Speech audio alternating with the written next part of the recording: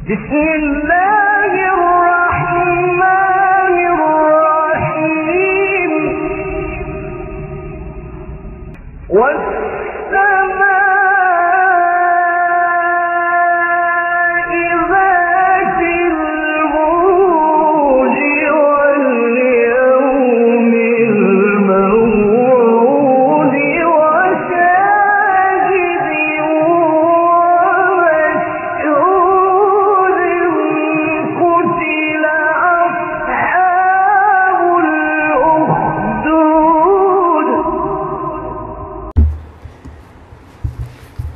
Bismillahirrahmanirrahim. Assalamualaikum warahmatullahi wabarakatuh. Innal hamdalillah nahmaduhu wa nasta'inuhu wa nastaghfiruh wa na'udzu billahi min shururi anfusina wa min sayyiati a'malina. May yahdihillahu fala mudilla lahu wa may yudlil fala hadiya lahu. Ashhadu an la ilaha illallah wahdahu la syarika lahu wa ashhadu anna Muhammadan 'abduhu wa rasuluhu la nabiyya ba'dahu. Allahumma anta rabbi la ilaha illa anta khalaqtani wa ana 'abduka wa ana 'ala 'ahdika wa wa'dika mastata'tu a'udzu bika min syarri ma sana'tu abu'u laka bi ni'matika 'alayya wa abu'u bi dhanbi faghfir li fa innahu la yaghfiru dhunuba illa anta. Bismillahirrahmanirrahim. Dengan izin Allah kita akan melanjutkan kajian tafsir dan juga tajwid terhadap Al-Quran. Adapun tafsir kita menggunakan kitab At-Tafsir Al-Muyassar. Namun di sini kita lebih berfokus pada tajwid di setiap ayat yang kita pelajari. Ya mungkin di setiap sesi hanya kita pelajari 1 atau 2 ayat insyaallah taala. Semoga Allah jadikan ini sebagai wasilah untuk semakin memperdalam Al-Quran, yaitu ulumul Quran, dan membuat kita tergugah keimanan kita terutama tentang Al-Quran ini. Karena di setiap harokat dalam Al-Quran, di setiap hurufnya itu memiliki kandungan ilmu tentang makharijul huruf, dan juga terkadang tentang mudud atau mad yang panjang-panjang dalam, atau bacaan yang harus dipanjangkan dalam Al-Quran, dan seterusnya dari peraturan-peraturan tajwid. Sehingga ini semakin memperkuat keimanan kita insyaallah akan Al-Quran, akan kalamullah, menunjukkan juga bahwasanya Al-Quran benar-benarlah kalamullah, dan Islam adalah agama yang penuh dengan peraturan, yang mana peraturan tersebut membuat keimanan kita semakin kuat, ketakwaan kita semakin kuat, dan melazimkan kita untuk membela agama kita setelah kita mengetahui bahwasanya tiada Tuhan, tiada ilah yang berhak disembah kecuali Allah Subhanahu wa taala. Maka kita jadikan ini semua sebagai ibadah. Dan tentu saja ibadah membutuhkan keikhlasan. Dan semoga Allah taala memberikan rezeki keikhlasan kepada ana dan juga antum para pemirsa Rabbani TV, dan siapapun dari kaum muslimin yang mengambil faedah dari kajian-kajian kami insyaallah taala. Kita akan memulai kembali ayat kedua setelah sebelumnya di pekan kemarin kita membahas ayat pertama, yaitu Alif Lam Mim. Alif Lam Mim telah kita bahas, yaitu huruf-huruf muqatta'ah macam-macamnya, dan tentang mad lazim harfi, tentang itu mutsaqal atau mukhaffaf telah kita bahas. Semoga rekan-rekan yang mungkin telah tertinggal akan pembahasan huruf muqatta'ah, semoga bisa merujuk kembali ke channel Rabbani TV untuk kitab tajwid ini, atau kitab At-Tafsir Al-Muyassar seri keempat. Alhamdulillah. Semoga itu semua berfaedah bagi anak pribadi dan juga kaum muslimin. Kita lanjutkan ayat kedua dari surat Al-Baqarah. Allah Subhanahu wa taala berfirman, "Dzalikal kitabu la raiba fihi hudan lil muttaqina alladzina yu'minuna bil ghaib alladzina yu'minuna bil ghaibi wa yuqimuna as-salah wa mimma razaqnahum yunfiqun.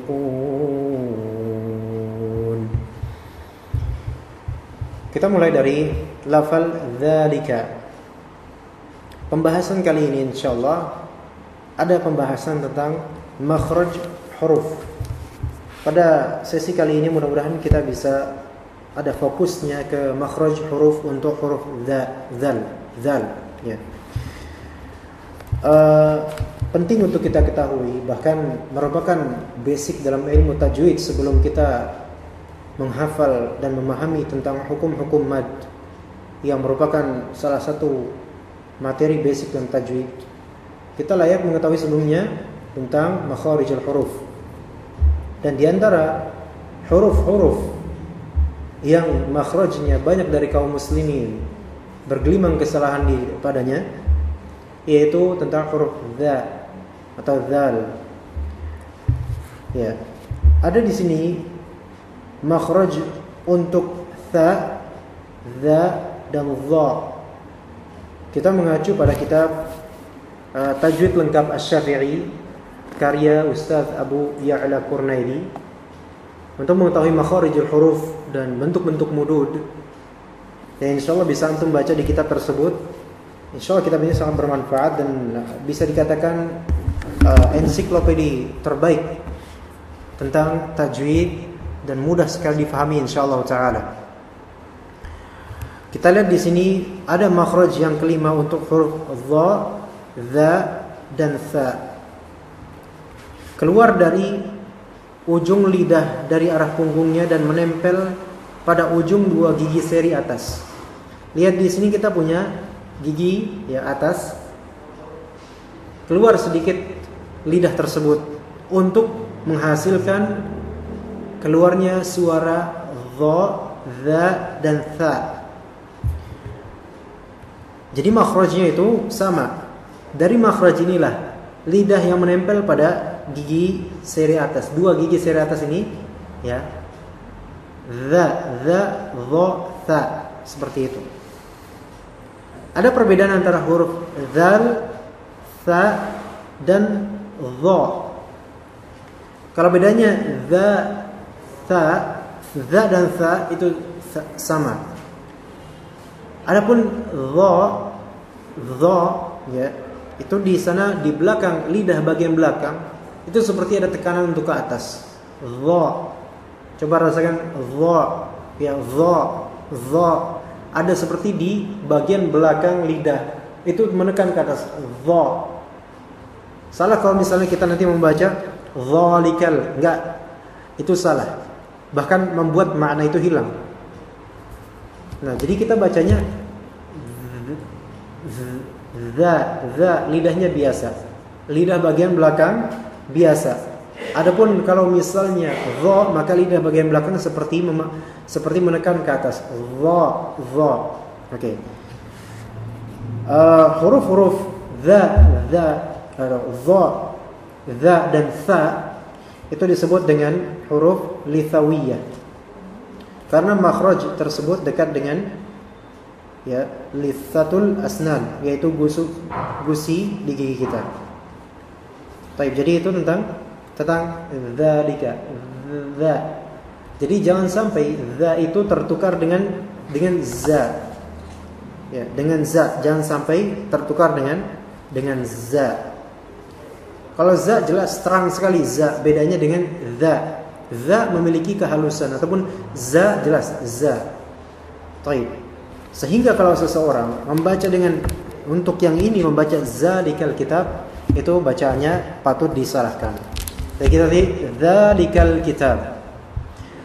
Nah, setelah ada membahas makhraj dza, kita juga akan membahas setelah zalikal. Dza itu ada mad. Yaitu mad asli tabi'i berapa harokat? 2 harokat. Jadi zalikal kitab ya. 2 harokat. Zalikal kitabu. Nah, kemudian setelah kitabu ya. Zalikal kitabu, alif lam di sini alif lam qamariyah. Dzalikal kal, jadi alif lam qamariyah yang tidak melebur ke huruf setelah alif lam, melainkan mematuk pada lam tersebut atau berhenti pada lam tersebut. Dzalikal, bukan dzalikal kitab. Karena alif lam di sini alif lam apa? Alif lam qamariyah. Dan setelah huruf ta yang normalnya kalau ditulisan biasa itu ada alif. Kemudian ta ini kan kita tahu fathah dia. Ta. Dzalikal kitab. Ta. Dan setelah fathah itu ada alif. Maka ketika fathah bertemu dengan alif dan setelahnya huruf biasa bukan huruf hamzah atau alif, maka dia dihukumi sebagai mad tabi'i atau mad asli, hanya dua harakat. Dzalikal kitabu la raib. La raib. Di sini ada la. La, kita lihat fathah la-nya, kemudian setelah lam ada alif. Dan ini juga disebut mad tabi'i, mad asli juga. Jadi dua harakat. Dari kalimat dzalikal kitabu la kita mendapatkan 3 hukum atau 3 kali mad tabi'i. Masing-masing 2 harakat. Sehingga salah kalau kita bilang dzalikal kitabu la, dzalikal kitabu, enggak. Tapi dzalikal kitabu la gitu. La raib. Kemudian ada permasalahan yang patut untuk kita ketahui sebagai muslim dan sebagai qari Al-Qur'an, para pembaca Al-Qur'an, berkaitan dengan lafal la raiba fi. Kalau misalnya antum melihat di sini ada titik 3, ya kan? Ada titik 3. Lihat di sini ada titik 3. Kalau misalnya antum melihat la raib dengan fihi juga, fihi. Perlu pengenalan terlebih dahulu, apa sih yang dimaksud dari ini dan apa nama titik 3 ini. Maka kalau misalnya kita merujuk ke kitab Tajwid Lengkap Asy-Syafi'i karya Ustaz Abu Ya'la Qurnaidi, kita akan menemukan sedikit dokumentasi mengenai 3 titik ini di halaman 466. Tanda titik 3 di atas ini ya disebut dengan waqaf mu'anaqah. Waqaf mu'anaqah atau bisa disebut waqaf muraqabah. Maksudnya apa waqaf ini? Maksudnya adalah fungsinya seorang qari boleh waqaf pada salah satu lafal yang bertanda titik 3 ini. Ya. Dia boleh waqaf pada salah satu lafal, berhenti di salah satu lafal yang bertanda titik 3 ini. Namun dia tidak boleh waqaf pada keduanya ataupun muwassalkan, meneruskan pada keduanya. Kita syarah definisi ini dengan melihat ke Al-Quran coba. Kita akan lihat dzalikal kitabu la raib, kemudian titik 3, kemudian fihi titik 3. Qari yang melihat titik 3 ini, dia boleh waqaf pada salah satunya. Jadi dia boleh waqaf pada la raib, boleh waqaf pada la raiba fihi. Kalau dia misalnya waqaf pada la raib, maka dia la raib, maka dia meneruskan fihi hudal lil muttaqin. Kalau dia waqaf pada la raiba fihi, maka dia teruskan hudal lil muttaqin. Seperti itu. Itu yang disebut waqaf mu'anaqah. Dia boleh waqaf pada salah satunya. Karena ya boleh pada salah satunya, namun harus memilih salah satu. Sehingga dia tidak boleh waqaf di keduanya. Misalnya dia bilang dzalikal kitabu la raiba fi, atau dzalikal kitabu la raib fi hudan lil muttaqin. Enggak seperti itu. Itu mewaqafkan keduanya enggak boleh. Harus pilih salah satu. Dan juga tidak boleh mewassalkan, meneruskan semuanya. Misalnya dzalikal kitabu la raiba fihi hudan lil muttaqin. Tidak. Melainkan pilihlah salah satu untuk waqaf padanya. Itu hukumnya seperti itu. Itu yang disebut apa tadi? Waqaf mu'anaqah atau waqaf muraqabah.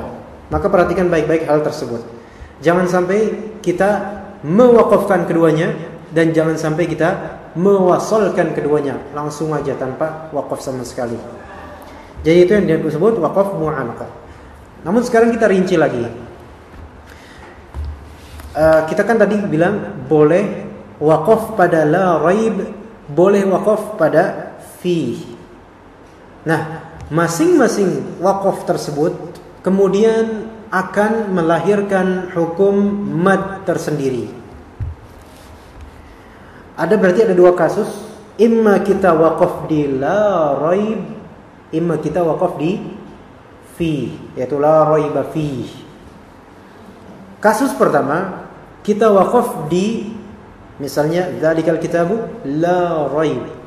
Baik, kita fokus di situ.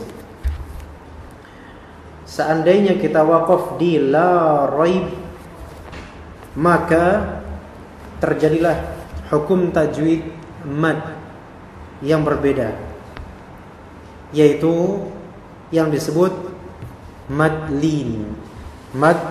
Madlin. Ini namanya adalah madlin. Apa itu madlin? Madlin adalah huruf mad atau huruf lin.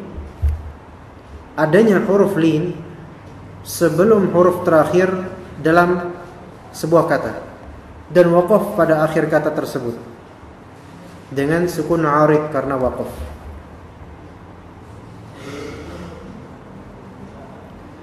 Baik, ala kulli hal, kita tidak membahas itu dulu, tapi coba kita bahas la raiba fi. La raiba fi. Itu yang kasus kedua. Kalau fi berhenti di situ, maka dia menjadi mad arid lis sukun. Mad arid lis sukun. Tadi berarti ada dua, la raib dan berhenti di fi. Kalau la raib berarti menjadi madlin. Kalau kembali berhenti di fi menjadi arid lis sukun. Kalau kita membaca la raib, maka dia menjadi madlin. Boleh dia dengan qasr 2 harokat, boleh dengan tawassut 4 harokat, boleh dengan tul 6 harokat. Ya. Jadi di sini la raib, antum boleh la raib 2 harokat. Dzalikal kitabu la raib 4 harokat. Atau 6, dzalikal kitabu la raib 6. Kenapa? Karena dia lin. Karena sebelum ba di sini ada ya mati.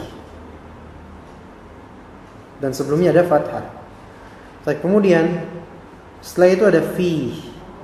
Kalau berhenti di fi, maka dia normal menjadi mad arid lis sukun. Bisa 2, bisa 4, bisa 6. Sebenarnya sama dengan yang tadi. Sama hukumnya. 2, 4 atau 6. Yang raib 2, 4 atau 6. Cuma bedanya kenapa dinamakan seperti ini?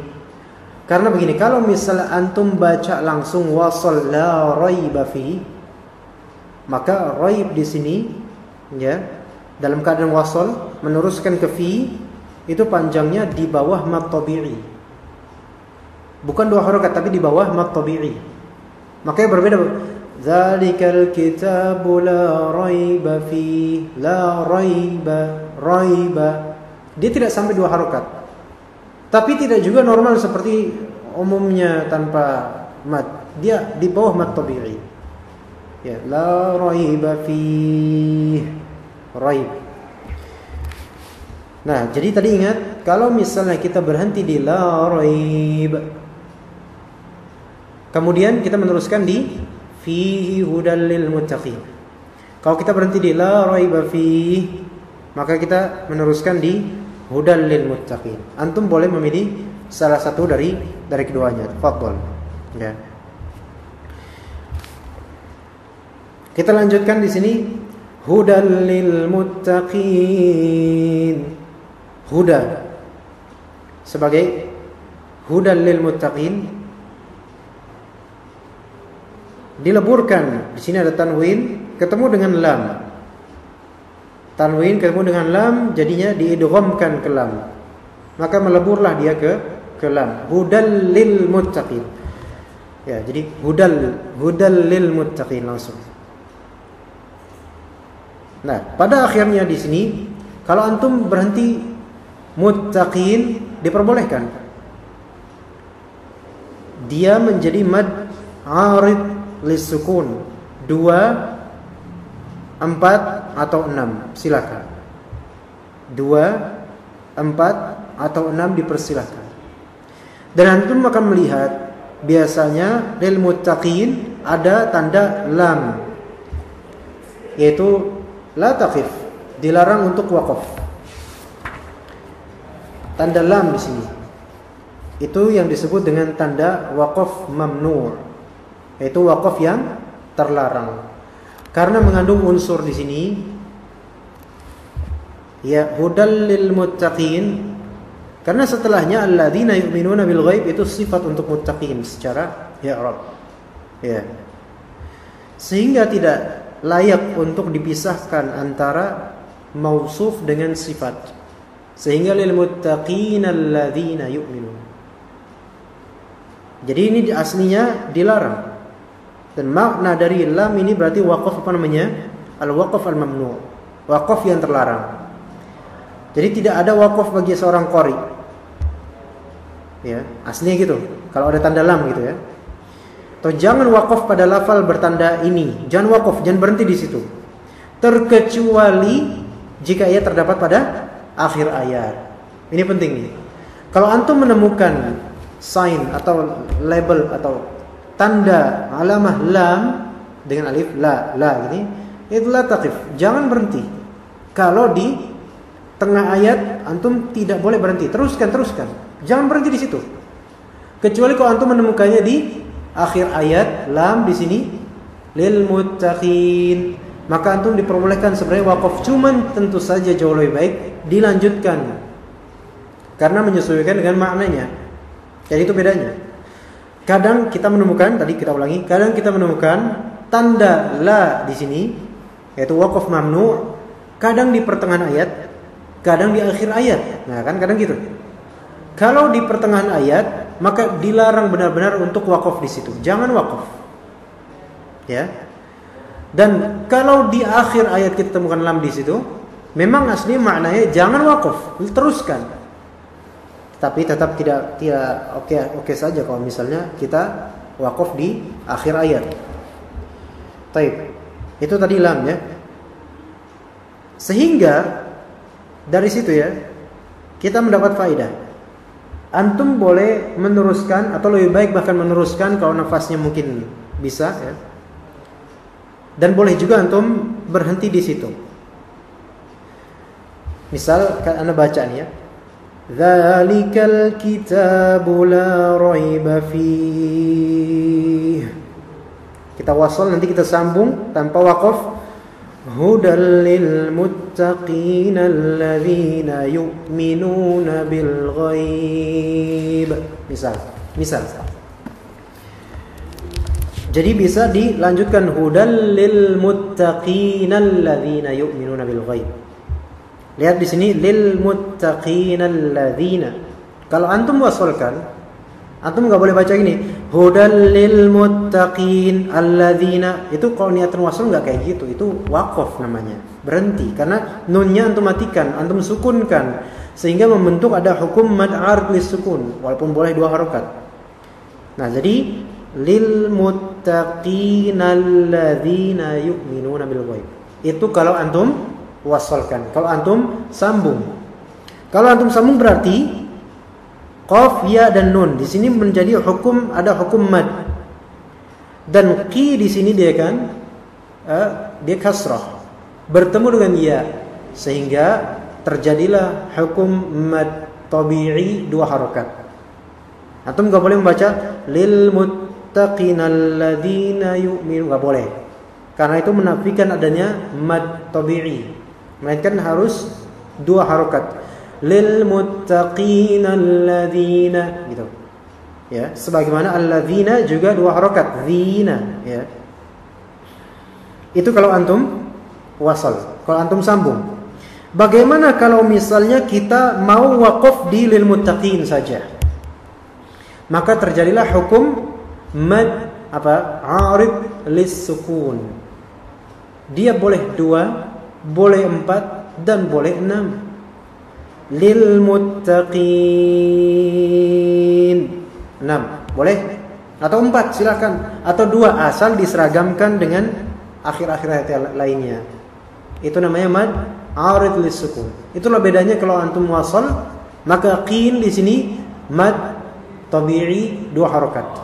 Kalau misalnya antum waqaf di muttaqin, dia jadi hukumnya menjadi mad arid lis sukun. Itu bedanya. Mana yang lebih baik? Sebenarnya yang lebih baik adalah semampunya antum.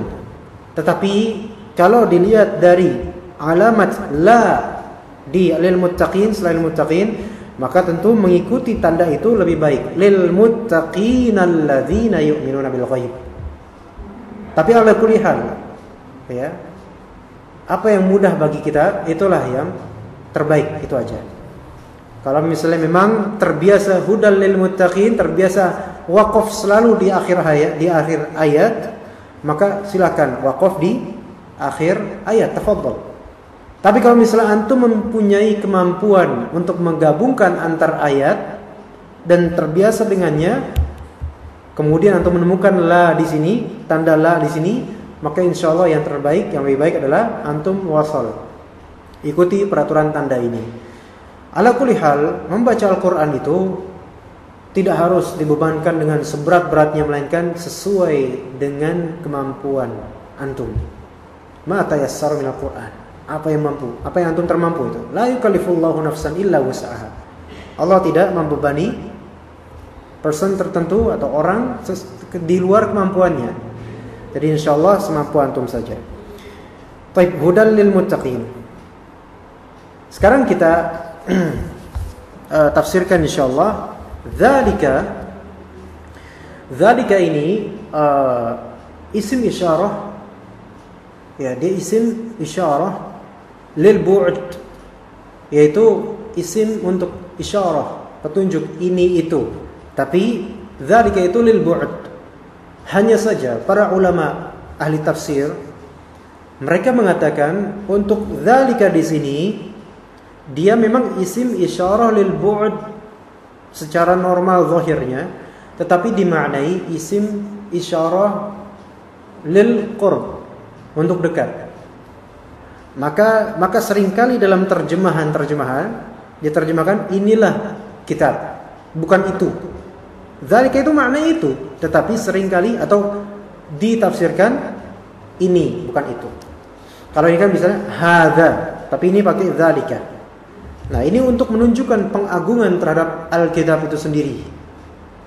Jadi menunjukkan yang dekat dengan penggunaan lafal penunjuk untuk jauh, dimaksudkan darinya pengagungan terhadap Alkitab. Dzalikal kitabu la raib, atau dzalikal kitabu la raiba fihi. Kalau anak pribadi lebih sering wakafnya di fihi. Jadi dzalikal kitabu la raiba fihi. Lebih sering seperti itu. Kitab inilah, ya, la raiba fihi, tiada keraguan di dalamnya, atau tidak keraguan padanya. Kalau diirabkan ada 2 macam sebenarnya, ya. Dzalikal i'rab pertama, dzalikal kitab itu anggap sebagai mubtada, dan la raiba fihi sebagai kalimat itu, jumlah kalimat itu sebagai khobar bisa. Atau bisa juga dzalika itu mubtada isim isyarah dza, kemudian alkitab sebagai khobar untuk dzalika, dan la raiba fi sebagai sifat untuk alkitab. Itu kalau misalnya kita mau mengi'rabkan dengan 2 aneka i'rab tersebut. Nah, sekarang kalau antum waqafkan dzalikal kitabu la raib, maka artinya ini adalah kitab yang tiada keraguan. Ya. Kemudian antum teruskan fihi hudal lil muttaqin. Kalimat baru lagi. Di dalamnya, fihi di dalamnya, ya. Maka ini sebagai apa? Sebagai khabar muqaddam, di dalamnya terdapat huda, petunjuk untuk orang-orang yang bertakwa. Kalau misalnya antum waqafnya di fi, berarti dzalikal kitabu la raiba fi. Ini adalah kitab yang tiada keraguan padanya. Kemudian antum lanjutkan hudal lil muttaqin. Ya. Hudal lil muttaqin. Huda di sini ya bisa sebagai hal. Sebagai apa dia? Hal. Huda, petunjuk untuk orang-orang yang bertakwa. Dan beragam macam i'rab lainnya di beberapa kitab-kitab i'rab Al-Qur'an. Huda di sini dia kan ditanwinkan. Karena setelahnya ada alif yang berbentuk seperti ya. Hudal lil muttaqin. Dia bisa fi mahalli nasbin, bisa fi mahalli raf'in dalam i'rab. Namun memang kita di sini enggak membahas tentang i'rab, melainkan kita lebih fokus kepada tajwid ala kulli hal. Tapi ingat tadi yang kita jabarkan, penting untuk kita ketahui tentang waqaf mu'anaqah tadi, yaitu titik 3 yang ada di la raib dan juga fi. Antum harus memilih salah satunya, tidak boleh melewatkan keduanya dan tidak boleh mewaqafkan keduanya. Kenapa? Karena akan merusak makna. Itu dia. Karena akan merusak makna. Terlebih kalau antum mewaqafkan keduanya. Dzalikal kitabu la raiba fihi. Afwan, mewaqafkan keduanya. Dzalikal kitabu la raib fihi hudal lil muttaqin. Maka ini merusak makna bisa. Oleh karena itu agar sempurna maknanya, antum harus memilih salah satu dari keduanya insyaallah taala. Dan juga tadi kita ulang hudal lil muttaqin. Walaupun ada tanda la di situ, yaitu la taqif, jangan berhenti, tetapi karena ini di akhir ayat maka diperbolehkanlah antum untuk waqaf di akhir ayat. Boleh antum untuk waqaf di akhir ayat. Tapi kalau misalnya bisa dan terbiasa, maka lebih baik melanjutkan menjadi hudal lil muttaqin alladzina yu'minuna bil ghaibi wa yuqimunas shalah. Itu ada lagi nanti hukum-hukumnya tersendiri. Kalau antum nanti berhenti di yu'minuna bil ghaib, ada hukum lagi. Kalau antum berhenti di yuqimunas shalah, ada hukum lagi. Kalau antum berhenti di yunfiqun, ada hukum lagi. Dan seterusnya, yang insyaallah akan kita lanjutkan kajian tajwid untuk ayat ketiga insyaallah nanti ba'da maghrib insyaallah taala. Adapun kita mencukupkan sampai ayat kedua ini saja insyaallah pada sore hari kali ini. Mudah-mudahan membuat kita lebih semangat lagi membaca Al-Qur'an insyaallah taala. Kita tutup kajian tajwid sesi pertama di hari ini dengan membaca doa kafaratul majlis. Subhanakallahumma wa bihamdika asyhadu an la ilaha illa anta astaghfiruka wa atubu ilaik. Jika ada kesalahan dalam penjabaran saya, penjabaran yang salah atau kata-kata yang salah, mohon diingatkan oleh kawan-kawan sekalian. Semoga Allah Subhanahu wa taala menjadikan amal-amal kita saleh dan semoga Allah taala mengampuni kesalahan-kesalahan kita. Wassalamualaikum warahmatullahi wabarakatuh.